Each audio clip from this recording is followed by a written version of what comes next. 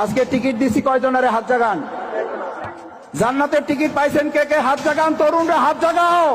জামাতের টিকিট কাটলে জান্নাতের টিকিট কাটা হবে, কোথায় আছে আমাকে বলুক, তারা দেখিয়ে দিক। এবং এইটা ঠিক না।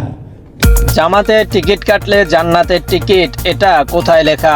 প্রশ্ন মির্জা ফখরুলের। রাজধানীর আইডিইবি মাল্টিপার্স হলে এক আলোচনা সভায় বিএনপির মহাসচিব মির্জা ফখরুল ইসলাম আলমগীর জামাত ইসলামী ও ধর্মভিত্তিক রাজনৈতিক বক্তব্যের তীব্র সমালোচনা করেছেন। তিনি বলেন, জামাতের টিকিট কাটলে জান্নাতের টিকিট কাটা হবে, এটা কোথায় লেখা আছে? আমাকে দেখিয়ে দিক। ধর্মকে রাজনৈতিক ফায়দায় ব্যবহার করা ইসলাম সমর্থন করে না। ফখরুল অভিযোগ করেন, গত 10 বছরে শেখ হাসিনা বিরোধী আন্দোলনে জামাত দৃশ্যমান ভূমিকা রাখেনি।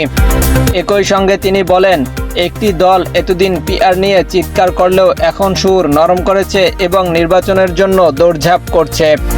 তিনি আরও দাবি করেন, ফ্যাসিস্ট হাসিনা দেশের মানুষের ভোটাধিকার এমনকি ধর্ম পালনের অধিকার পর্যন্ত কেড়ে নিয়েছেন।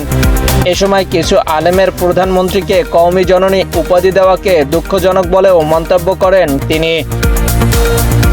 ইন্দোনেশিয়ার উদাহরণ তুলে ফখরুল বলেন, সেখানে শক্তিশালী ওলামা কাউন্সিল ছাড়া কোনো সিদ্ধান্ত হয় না, কিন্তু বাংলাদেশে তেমন প্রাতিষ্ঠানিক কাঠামো নেই। আগামী ফেব্রুয়ারির নির্বাচন প্রসঙ্গে তিনি বলেন, সংস্কার কমিশন 9 মাস আলোচনা করেও এমন কিছু রেখেছে যা দেশের সাধারণ মানুষও বুঝতে পারে না।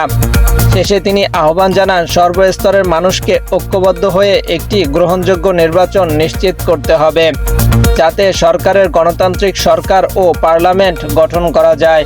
মাহাদি Hasan, desk report, MT Times.